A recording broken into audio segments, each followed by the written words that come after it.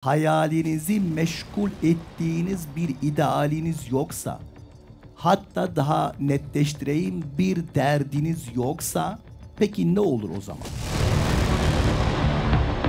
Haz odaklı bir hayat başladığı andan itibaren depresyon, bunalım kaçınılmaz olur.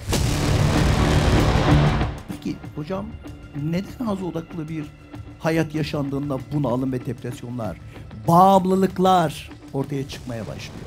Bir,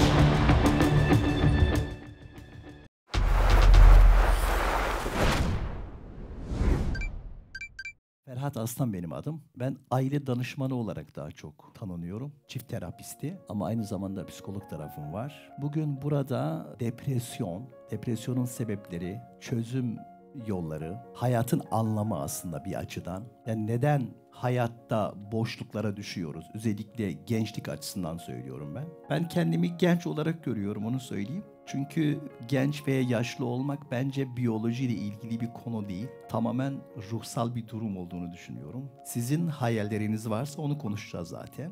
Sizin hayatta hayalleriniz varsa, hayatta yapmanız gerekenler varsa yapacağınız kadar gençsiniz. Ama hayatta hayalleriniz, ümitleriniz, beklentileriniz, yapılacak şeyler kalmamışsa, ki yapılan araştırmalar da onu gösteriyor. Mesela psikolojide insanlar hayalleri ve ümitleri bittiğinde ölüyorlar diye psikolojide bir veri var. Dünya kendisini ona göre ayarlıyor. Diyor ki senin dünyada artık işin kalmadı. Burada fazlalıksın diyor. Millete bari yük olma. Başkalarına iş çıkarma. Bir de bakarsın ki bir şekilde biyoloji psikolojiye uyum sağlıyor. Ben ona inanıyorum. Mesela bazen böyle yurt dışına çok fazla gittiğimde kızım der ki baba ya işte çok da gitme falan. Ben diyorum ki benim yapacağım dünya kadar iş var ya, Allah'ın izniyle Allah ömrümüzü uzatacak. Çünkü yapmam gerekenler var, hayallerimiz var. Benim en çok karşılaştığım olaylar özellikle gençlerin bunalıma girmeleridir. Bugün onun üzerine biraz durmaya çalışacağım. Yani neden bu oluyor? Depresyonun nedenleri üzerinde bunalım, hayattan küsme, hayattan zevk alamama, eskiden haz aldığı bütün şeyleri bırakıyor. Eskiden onu mutlu eden hiçbir şey artık onu mutlu etmez oluyor. Dünyadan kopuyor. İş motivasyonunu kaybediyor. Öğrenci ise okul motivasyonunu kaybediyor. Ders çalışmak istemiyor ve daha doğrusu hayat adına yapması gereken hiçbir şey yapmak istemiyor. İçimde hiçbir şey gelmiyor. Ve bu gençler arasında bana göre artmaya başladı. Bunun için buraya gelirken acaba ne okuyalım, nereden yola çıkalım? Benim aklıma gelen konu bu. Burası Hayalhanem. Ben Hayalhanem'e ilk defa buraya geliyorum. Bu kitapların kültüründen gelen biriyim aynı zamanda. Burada birçoğunuz belki bunları ilk defa burada göreceksiniz. Ben bir yer açmış olsaydım muhtemelen böyle bir isim koyardım. Hayalhanem diye bir isim koyardım. Bu eserlerde benim en çok dikkatimi çeken, benim hayran olduğum bir söz var. İşte o söz üzerinde duracağız. Depresyonun nedenlerinin de içinde olduğu bir söz. Bir söz bazen hayat kurtarır arkadaşlar. Şu söze bakın. Ne diyor? Gaye-i hayal olmazsa, nisyan veya tenasi edilse, ezhan enelere dönüp etrafında gezerler. Tabii Osmanlıca biraz. Açayım ben onu. Hayali biliyoruz. Fakat gaye-i hayal olmazsa, yani sizin hayalinizin bir gayesi yoksa, hayalinizi meşgul ettiğiniz bir idealiniz yoksa, hatta daha netleştireyim, bir derdiniz yoksa, peki ne olur o zaman? O zaman var ama unutmuşsun.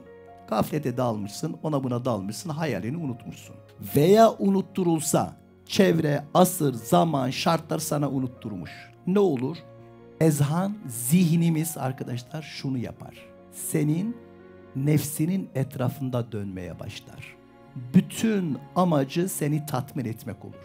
Bütün amacı haz odaklı bir yaşamı aramanın peşine düşer. Yani sana verilen bunca donanım, bunca potansiyel, bunca yetenek sadece senin hazlarını tatmine dönmeye başlar. Oysa ki haz yaşayabilmek için bu donanıma gerek yok ki.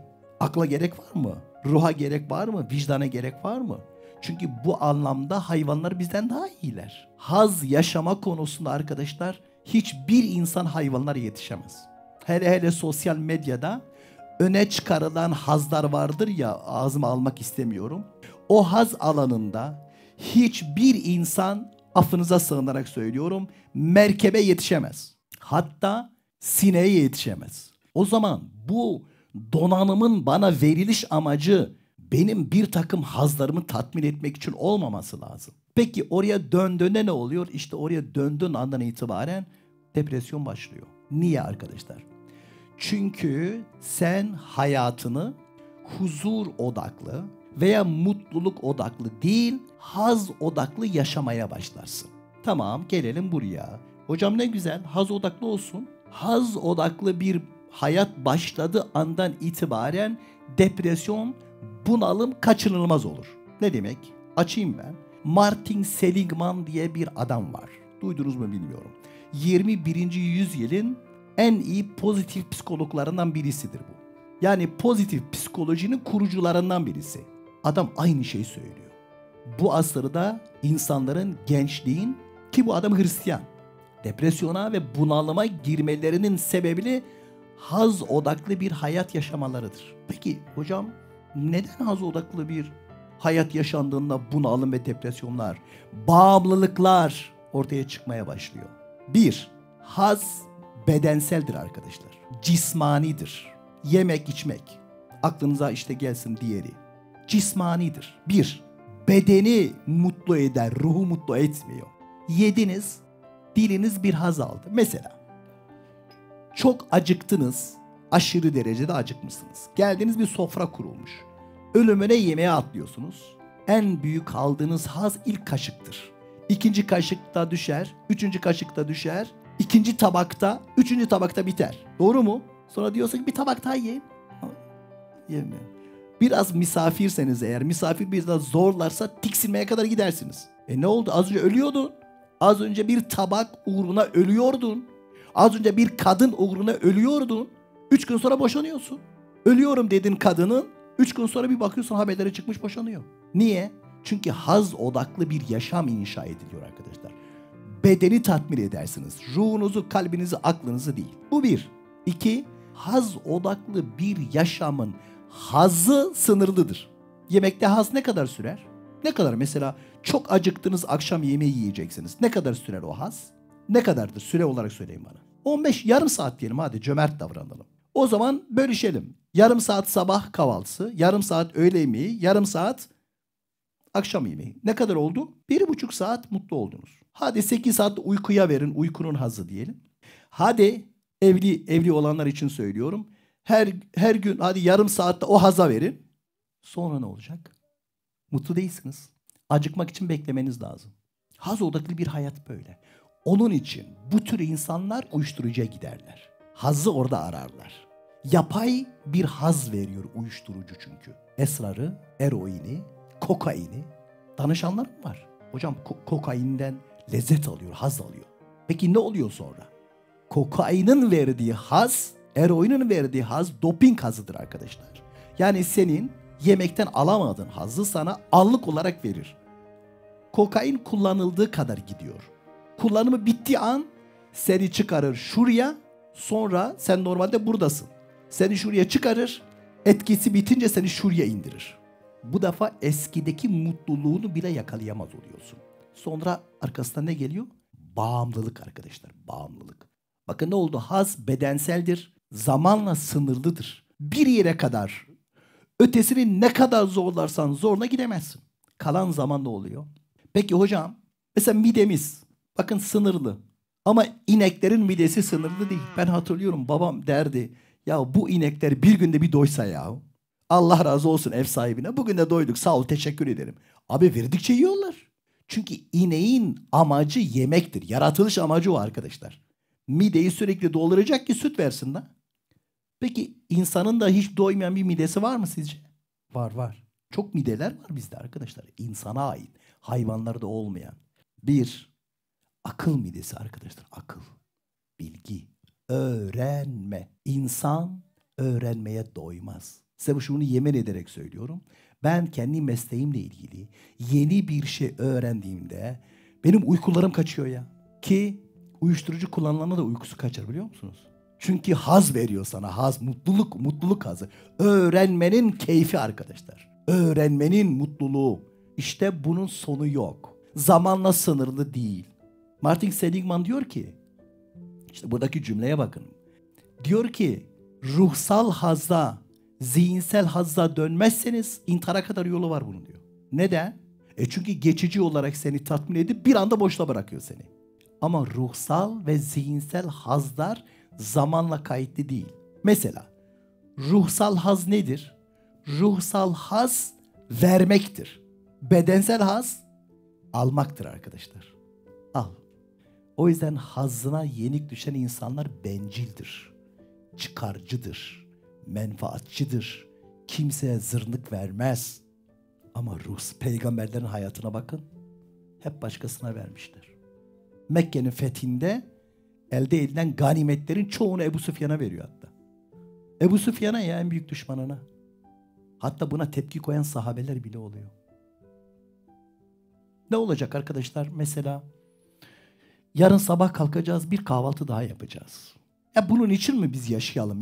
Yarını niye yaşayacağız arkadaşlar? Bir kahvaltı daha yapalım. Bir öğle yemeği daha yiyelim. Bir akşam yemeği daha mı yiyelimdir? Değer mi? Güneş bunun için doğacak. Ay bunun için doğacak. Yeryüzüne oksijen dengeli bir şekilde dağıtılacak. Bu bedendeki hücreler çalıştırılacak. Neymiş, sabah bir kahvaltı daha yapalım. Yaptık. Bugünkü kahvaltı ile yarınki kahvaltı arasında bir fark yok ki. Dünkü yemekle bu yemek arasında aynı yemeği defalarca yedik. Yemek yemek değil. Yemek bizde araç oluyor arkadaşlar. Bu bir. İki, gaye hayal ne olacak hocam? Benim hayalim var. Mesela arabamı değiştirmek istiyorum, benim hayalim. Hocam evime ev katmak istiyorum, benim hayalim var.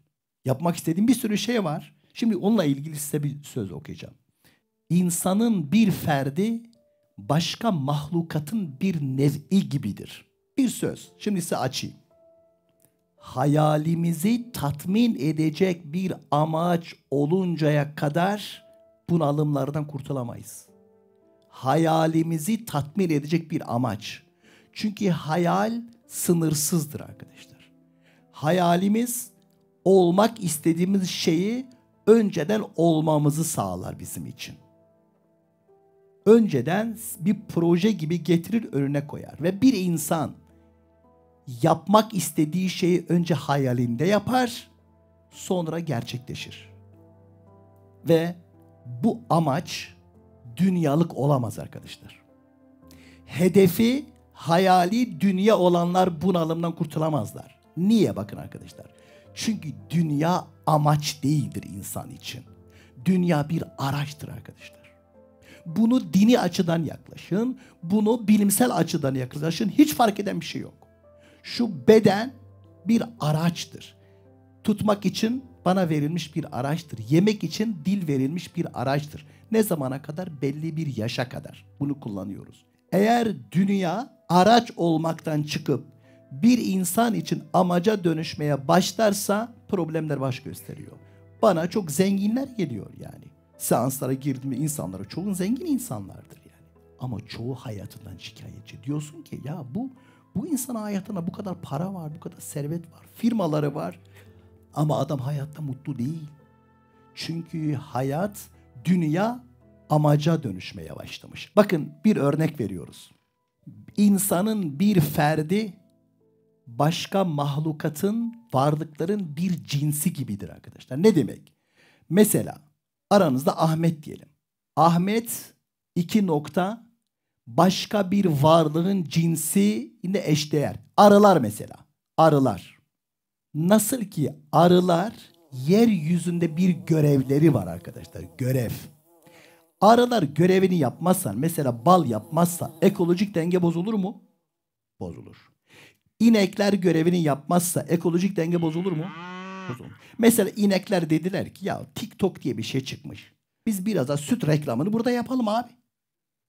Ya bizim sütümüzü emiyorlar, bize bir şey bırakmıyorlar. Biz bundan sonra süt yapmayacağız. Ve arılara da deseler ki ya YouTube diye bir şey var. Biz de YouTube'da biraz işte poz verelim, bir şeyler yapalım. Ekolojik denge bozulur. Aynen öyle de. Bir insan bulunduğu mahallede, bulunduğu köyde, bulunduğu şehirde bir görev için yaratılmış arkadaşlar. Öylesine tesadüfen sen orada doğmadın. O ülkenin ekonomik sorunlarını, o şehrin, o mahallenin sağlık sorunlarını, oranın kültür sorunlarını, bilgi sorunlarını, ilim sorunlarını çözmen için de aslında sen oraya gelmiştin. Sen o görevini yapmadığın için bu zararlar ortaya çıkmaya başladı. Ve mesul oluyorsun. Başka varlıkların bir türü, bir cinsinin yaptığı görevi yeryüzünde her bir insan yapıyor. Onun için yaratılmış, onun için var edilmiş. Ve mesulsun. Biz ahirete gittiğimizde bizden bu sorulacak. Sen falan kasabanın, artık herkesin potansiyeli nispetine sorguya çekilecek. Seni kulum bunun için yaratmıştım. Ama sen gittin, şunun arkasına düştün, bunun arkasına düştün.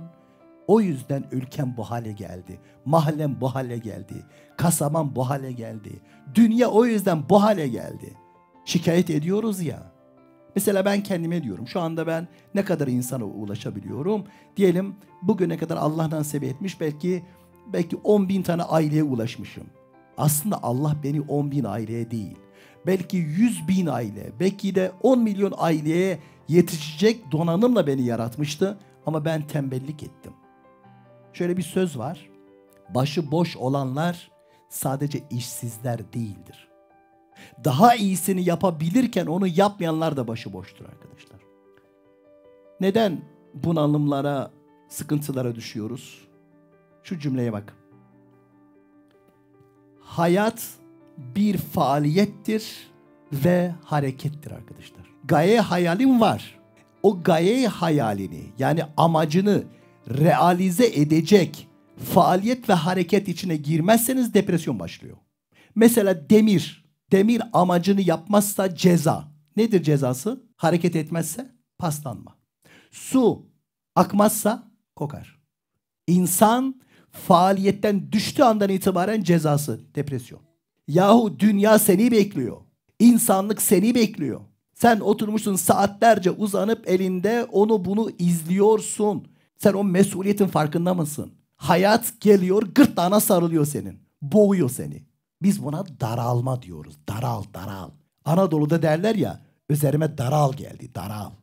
Daralma.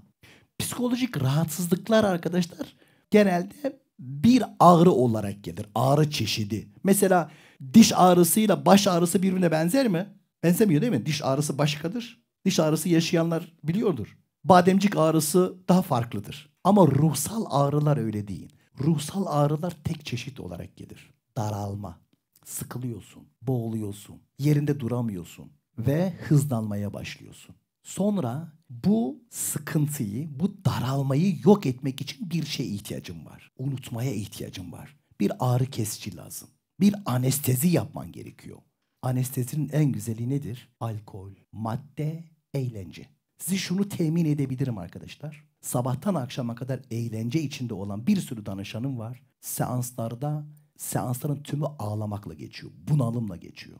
Ama dışarıda, sosyal medyada paylaştığı fotoğraflara baktığınızda aman Allah'ım diyorsun. Herkes gıpta ediyor, keşke ben de onun gibi olsam. Seanslarda salya sümük ağlıyor. Ne yapmaya çalışıyor? İçindeki o yangını söndürmek için, içindeki o acıyı kapatmak için anestezi ve uyuşturucu. Kendini kaptırıyor. Orada geçici olarak bir şeyler hissediyor. Geçici olarak kendini iyi gibi hissediyor, unutturuluyor. Bittikten sonra tekrar eski kaldığı yerden devam ediyor. Onun için gaye hayal olacak. 2, o hayalin arkasına düşülecek ve faaliyet içinde olacak. Peki bu hayal ne olacak arkadaşlar? Elbette eviniz, arabanız bunlar arkadaşlar gelir bir şekilde çalışıyorsunuz oluyor. Olur olmuyor. Fakat arkadaşlar eğer sizin uykularınızı kaçıracak, sizi dertlendirecek bir hayaliniz yoksa o sizi tatmin etmediğinizden dolayı bunalıma düşersiniz. Şimdi bu ne olacak işte? Şu anda oraya geldim yavaş yavaş. Hocam peki bu nasıl bir şey? Bu amacımız ne olacak? Nasıl bir amaç? Ev, araba bunlar araç dediniz. Araçlarımız olmalı. Kesinlikle olmalı arkadaşlarınız. Arabanız olsun. Zengin olun. Herkes zengin olsun. Müslüman zengin olmalı. Burada hiçbir beis yok. Sakın öyle bir şey anlamayın. Amaç. Şimdi arkadaşlar formüle gidiyoruz. Yine ben burada okumadan geçeyim hemen. Bir şeyin içindeyseniz bakın Bir şeyin içindeyseniz eğer o şey size amaç olamaz arkadaşlar. Siz bir şeyin içindeyseniz o şey size amaç olamaz. Mesela gemi suyun içindedir. Gemilerin amacı su mu? Su gemiler için amaç mıdır, araç mıdır? Araç değil mi? Peki ama gemi desek ya ben suyu amaç yapayım, içimi doldurayım. Ne olur? Batar değil mi? Su gemi için bir amaçtır. Gemi suyu araç olarak kullanır. O zaman bir formül öğrendik. Bir şeyin içindeyseniz içinde olduğunuz şey size amaç olamaz. Mesela uçak havanın içindedir. Hava ile beraber hava sayesinde gidiyor değil mi? Hava uçağın içine girse ne olur? Uçağı düşürür bakın. Havanın içindeyseniz o size amaç olamaz. Mesela insan suyun içindeyse ne yapar ileri gitmek için? Suyu arkasına atar değil mi? Bak eliyle suyu şöyle arkana atarsın.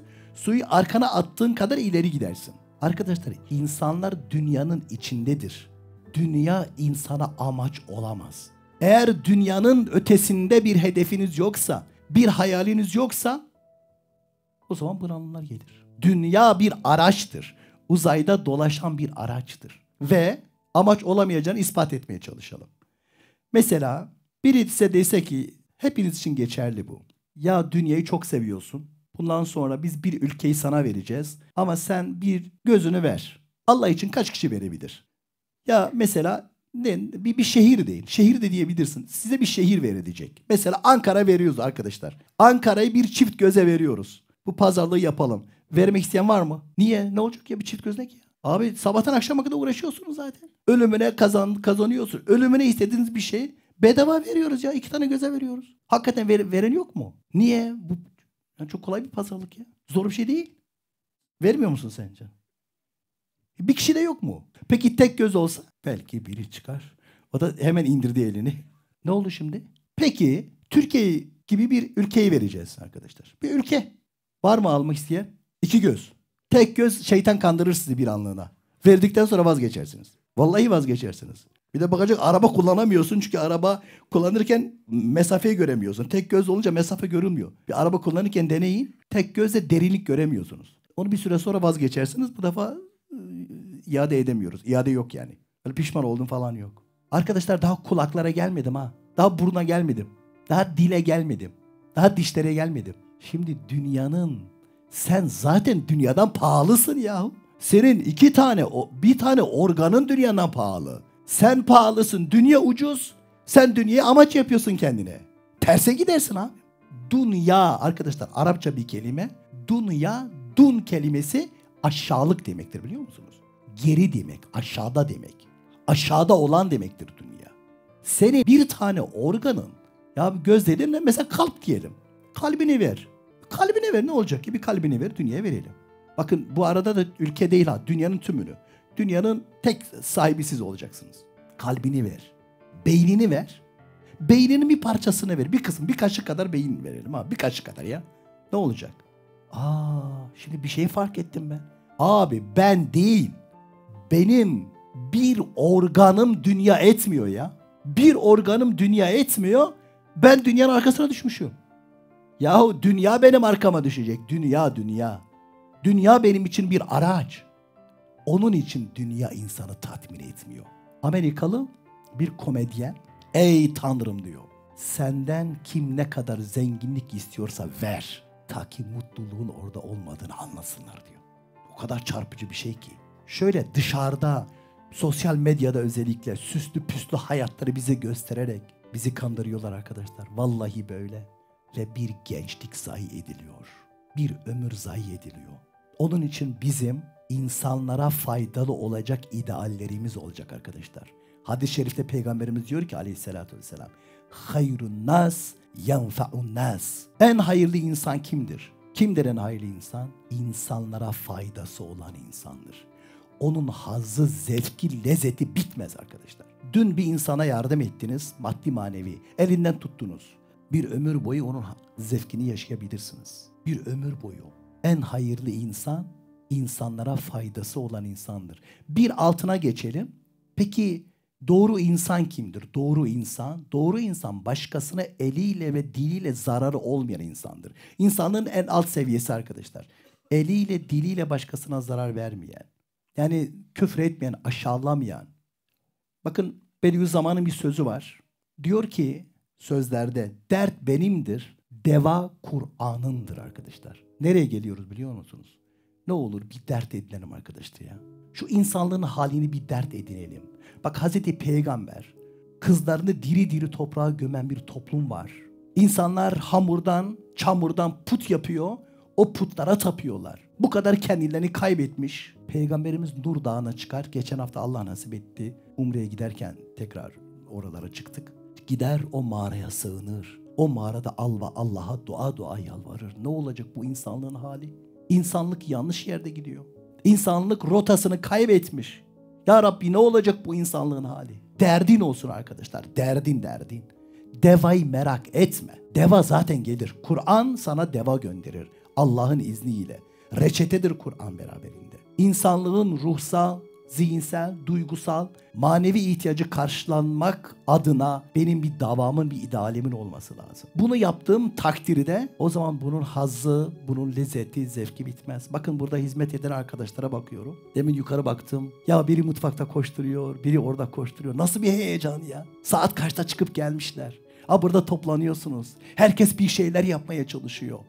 Ne şey yaptığın çok önemli değil. Ama sizin burada toplanmanız, bu ortamların oluşması ona bağlı olarak oluyor. Yarın da siz gelip bu işin bir kenarında tutacaksınız. Yarın siz gidip başka bir mahallede böyle bir ortam oluşturacaksınız ve insanları Allah'la buluşturacaksınız burada. Gelin huzur burada, gelin saadet burada, iyi insan olmak burada. Bu sizin işinize gitmenize engel değil. Bu bizim para kazanmamıza engel değil. Bu bizim zengin olmamıza engel değil. Beni buraya getiren arkadaş, Başakşehir'den buraya getiren arkadaş inşaatçı bir arkadaş. Hocam dedi, benim dedi hayat amacım buraya gelinceye kadar beton ve demirmiş dedi. Beton ve demir benim hayatımmış. Ben onu fark ettim böyle bir yere giderek. Ben oradan geliyorum, o taraftan geliyormuş. Hocam ben de bu şeye katkıda sizi götürmek istiyorum. Geldi beni kapıdan aldı, buraya getirdi. Onun hazzı, insanlığı uyandırma. 1 milyon insanı bir insan uyandırabilir. Uyanık bir insan ama. Doğru mu? 1 milyon uykuda yatan insanı bir tane uyanık insan uyandırabilir. İşte İslamiyet de böyle başladı. Bir kişiyle başladı ama dertli bir kişiyle başladı arkadaşlar. Sabaha kadar yalvararak. Onun için bu beraber ekip olma, tek kişi gidilmiyor bu asırda. Böyle çok buzun olduğu bir yerde siz tek başınıza giderseniz kayma ihtimali çok yüksek. Doğru mu? Onun için kol kola girerler genelde. Buzun üzerinde kaymamak için. 3 kişi 5 kişi kol kola girdi mi kolay kolay düşülmez. Bu asırda böyle. Beraber omuz omuza verdiğinde birileri senin elinden tutuyor. Sen birilerinin elinde tutuyorsun. Ve insanları ebedi saadete, cennete kazandırma projesi. Geçen Umre'ye giderken Uhud'a uğradık. Gidenleriniz vardır. Gitmişsiniz belki. Gitmeyen varsa kesinlikle tavsiye ediyoruz arkadaşlar. Şöyle bir faydası var. Bizim günlük bakın biz terapi yapıyoruz. Yahu bugün mesela meditasyon çok öne çıkmaya başladı. Yogalar çok öne çıkmaya başladı. Arkadaşlar ilahi terapiden bahsediyoruz. İlahi terapi yöntemleri. Bir sürü beşerin eliyle çıkan terapi modelleri var. Terapi yapılırken ya işte bilinçaltımı temizle.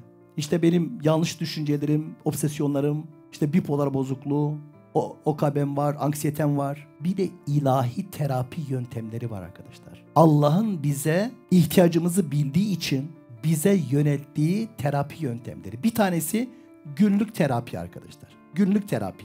Nedir o günlük terapi? Namaz. Günde 5 vakit namaz zihinsel ve ruhsal sağlığımızı koruyor arkadaşlar. Bakın bunu biz yapmayınca başkaları el yordamıyla yoga diye bir şey buldular. Meditasyon diye bir şey buldular. Sabahları bir sürü psikolog arkadaşım var benim. Sabahları düzenli bir şekilde meditasyon yapıyor. Hocam kendimi çok iyi hissediyorum diyor. Bağdaş kuruyorlar. Ne yapıyorlar biliyor musun? Namazın bir çeşit taklidini yapıyorlar. Nedir o? Bir an boşluk hissedeceksiniz diyorlar. Dünyaya ait her şeyi unutacaksınız. Bir noktaya odaklanacaksınız. Zihinsel olarak hiçbir şey düşünmeyeceksiniz. Zihni dinlendireceksiniz. Ruhu dinlendireceksiniz. Abi huşu işte. Huşunun tanımını yaptı. Ayet-i kerimede Mü'minun suresini bir varsa aranızda bilen. Kad eflahal mü'minun. O müminler kurtuldu. Bakın hangi müminler? Bakın bütün müminler kurtuldu demiyor. O müminler kim onlar? اَلَّذ۪ينَهُمْ فِي صَلَاتِهِمْ خَاشِعُونَ. Namazı kılanlar demiyor. Namazı huşu ile kılanlar diyor. Huşu. Meditasyonda yaptıkları bu. Namaz günlük olarak bizim ruhumuzu arındırıyor. Yani sabahtan öğleye kadar ruhumuza bulaşan kirler, günahlar, negatifler, olumsuzluklar, siz gidip bir ara veriyorsunuz. Terapiye gireceğim diyorsunuz. Seansa. Hadi seansa. Hangi seans? Öğle namazı seansına giriyorsun. Orada 5 dakika ya. Ne olur 5 dakika, 10 dakika. Şimdi gidiyorlar psikologlara. Tam bir saat para alıyoruz bir sürü ya. Adam gelip bir saat seans alıyor. Bir sürü para alıyoruz onlardan. Allah diyor ki para da istemiyorum. Psikolog da benim diyor. Yaratıcı diyor ya, psikolog benim. Gel benimle görüş diyor. Gel derdini bana anlat. Ve bir insan ben Allah'la konuştum deyip yemin etse, yemini gerçekmiş, biliyor musunuz? Namazda.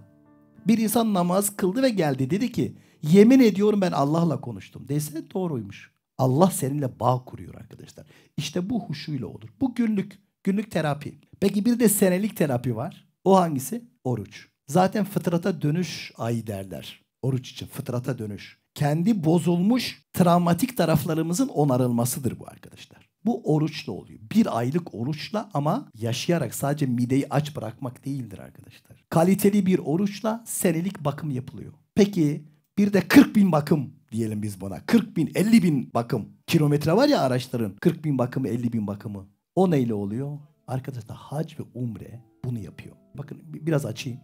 Psikolojik rahatsızlıkları olanlar direkt Allah'ın izniyle. Peki ne oluyor? Kabe dediğimiz bir kavram var. Kabe Allah'ın evi olarak biliniyor. Yeryüzü hepsi Allah'a aittir. Ama özellikle orada dememizin sebebi feyzin doğrudan doğruya aktığı bir yerdir arkadaşlar. Her yerde var ama doğrudan doğruya. Böyle projeksiyonun odaklandığı bir yer. Ve Kabe'nin etrafında dönmek, çamaşır makinesine atılan çamaşırın dönmesi gibidir arkadaşlar. Döndükçe arınıyorsun. Döndükçe arınıyorsun. Döndükçe arınıyorsun, çıkıyorsun. Psikolojik rahatsızlıkların çoğu, duygular onarılıyor. Bir düşünün mesela, Asr-ı Saadet'i bir düşünün. Ne kadar büyük insan var Asr-ı Saadet'te. Bak Hazreti Peygamber dönemine, sahabelere bakın. Sonra tabiine bakın. Sonra tebe-i tabiine bakın. 3. Yeryüzünün en müstesna insanları. Nasıl oluyor bu? Peygamberimizin yanında olmanın avantajıdır bu. Sahabenin tanımını yapıyoruz. Sahabe ne demek? Sahabe peygamberimizle yüz yüze gelmiş, bir kere dahi olsa konuşmuş bir insana hiçbir insan yetişemez. Bu dinin bir ilkesidir. Bak dinde bir prensip var. En büyük alim en küçük sahabeye yetişemez. Niye sizce? En büyük alim en küçük sahabeye yetişemez. Çünkü peygamberimizin alanında Kabe alanı gibidir. O manyetik alana bir adam girdi çıktı, sen ömür boyu o çabayla oraya ulaşamazsın. 27. Söz diye bir risale var. 5 madde içerisinde bunun sebeplerini izah ediyor. Neden sahabelere yetişilemeyeceğini. Şimdi biz peygamberimizi bizzatihi göremedik, kaçırdık. Kabe ortamı kalıyor işte. Aynı manyetik alan orada. Hazreti Ömer peygamberimizi öldürmeye geliyor değil mi? Okumuşuz, tarih kitaplarında da vardır. Peygamberi öldürmeye geliyor. Göz göze geliyor. Birden Hazreti Ömer'e dönüşmeye başlıyor. Bir nazare peygamber birdenbire kalbeder. İslam'dan önce Ömer, İslam'dan sonra Ömer. Öldürmeye geldiği kişi de diriliyor.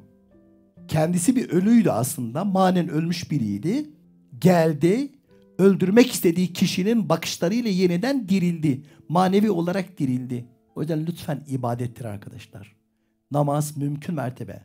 Depresyonlara sebep olarak gösterilen bir şey de sabah güneşine yakalanmaktır. İkindiden sonra uyuyanlar az çok akşama doğru, güneş batmamış. Akşama 1 saat kala, böyle 2 saat kala yatıp kalktığınızı hatırlayan var mı, ne yaşadığınızı? Sersem, günler birbirine karışmış değil mi? Yeni bir güne doğmuşsun ama karanlık. Uyanmışsın, gündüz olması lazım ama karanlık, şaşırıyoruz. Beyin o kadar zarara uğruyor ki bunu bugün bilimsel çalışmalar bunu söylüyor bu arada. Bu sadece manevi bir şey değil. İbrahim Hakkı diyor ki uyuma seherde uğrarsın derde. Bilim ne diyor? Anksiyeteyi tetikler diyor. Anksiyeteyi ve depresyonu tetikler diyor. Zaten anksiyete varsa depresyon da oluyor. Akşam güneşin geliş açıları, sabah güneşin geliş açıları aynı sonucu doğuruyor. İnsan beynine zarar veriyor. Benden sonra bir dikkat edin. Mesela erken uyandığınız bir günle Güneşe yakalandığınız bir günü yaşayın. Benim ne demek istediğimi anlarız. Biz farkında değiliz ya. Mesela bugün niye daralıyorum? Bugün durup dururken niye keyfim kaçtı? Ya dün ne kadar mutluyduk. Dün güzeldi, dün iyiydim. Ya bugün durup dururken niye böyle daralıyorum, boğuluyorum, isteksizim, içimden bir şey yapmak gelmiyor. Hayattan keyif almıyorum. İşimi bile angarya gibi yapıyorum ya. Böyle zorla işimi yapıyorum. Bak bundan sonra deneyin. Birçok insanın depresyona giriş sebebi, bak 5 vakit namazını kılıyor. Umre'de, hacca da gidiyor ama buradan kurtulamaz. Sabah namazı bize neyi sağlıyor peki? Diyelim işte sabah namazını kılamadı, ondan bahsediyorum. Sabah namazının işte şey bu arkadaşlar. Güneşe yakalanmadan kalkmayı ve İslam dininde buna kerahet denmiş. Kerih çirkin demek, çirkin. Bak haram denmemiş. Allah zorlaştırmasın diye. Çirkin, hoş değil, zararlı bir şeydir. O yüzden güneş doğmadan biz yataktan doğalım. Güneş bizim için doğmuş, güneş ayakta, insanoğlu yatakta. Ya biraz ayıp oluyor ya. Güneş diyor ki ben geldim, sen bir şeyler yapasın diye dünyayı aydınlattım. Sen uyuyor. O zaman kusura bakma diyor, ben biraz senin canını sıkacağım diyor. Zararlı ışınlarımla böyle senin bedenine, senin beynine zararlı ışın göndereceğim. Kalk, kalk diyor. Bir daha yatma diyor. Bak yatarsan bu olmaz. Her varlık, kuşlar uyanıyor mu sabah? Kuşlar uyanıyor değil mi? Cıvıl cıvıl kuşlar, tavuklar, kediler. Affedersiniz, köpekler uyanmıyormuş o saatte. Onu biliyor muydunuz? Güneş tam doğacağı sırada uyuyan tek hayvanmış. Diğer bütün canlılar ayakta. Herkes ayakta, insan yatakta. Muazzam bir olay oluyor arkadaşlar. Güneşin doğması basit bir olay gibi görünüyor da. Muazzam bir inkılap oluyor aslında. Bizim için güneş doğuyor, bir şeyler yapalım diye. Ama sen yataktaysan evrensel bir yasa var. Allah bir sistem kurmuş. Güneş diyor ki ben böyle kabul etmem. Bak bir daha doğmayacağım demiyor. Böyle şey olmaz, kızmıyor bu şekilde. Ama diyor ki böyle hafif seni dürteceğim diyor böyle. Dürtüyor, sen o gün bütün o beyin kimyasına, bugün bilimsel olarak yapılan çalışmalar beyin kimyana zarar veriyor. Hatta yüzünüzün teninin bile değiştiğini görürsünüz. Sonra diyor ki yarın aynı şeyi bir daha yapma. Canını sıkarım senin yani. Bir gaye hayal. Ne olur bir amacımız olmalı. Sakın şöyle bir şey demeyin. Ben yapamam ki. Ben edemem ki. Arkadaşlar böyle bir şey yok. Kendi potansiyelimizi keşfedelim. Kimse kimseden üstün değil. Yetenek, donanım olarak kimse kimseden üstün değil, farklı değil. Ama o potansiyeli açığa çıkarmak adına ne yapabilirim? Kitap okumaya çok teşvik ediyoruz arkadaşlar. Lütfen okuyalım. Kitap okumak. Okuyun, bir şeyler yapın. Başka ekip, grup halinde, kolektif arkadaşlarla beraber olalım. Mesela demin bir arkadaş dedi ki bana ben hiç kitap okumadım dedi. Buraya geldim, risalelerle beraber kitap okumayı öğrendim. Kitap okumaya başladım. Kitap okuma kültürü. Kur'an-ı Kerim'in ilk emridir. Allah'ın bize ilk emri. Oku. Ben onu şöyle anlıyorum. İlk emir olmasını şöyle anlıyorum. Allah diyor ki eğer okumayacaksan biz bu işi başlamayalım. İlk önce bir şart koyuyorum. Önce okuyacak mısın? Okuyacaksan diğer ayetleri göndereyim. Eğer okumayacaksan diğer ayetleri göndermenin bir anlamı yok. Elin gavuru okuyor, başarıyor. Sonra diyoruz ki bak onlar başardı. Onlar Allah'ın emrini yerine getirdiği için başardı.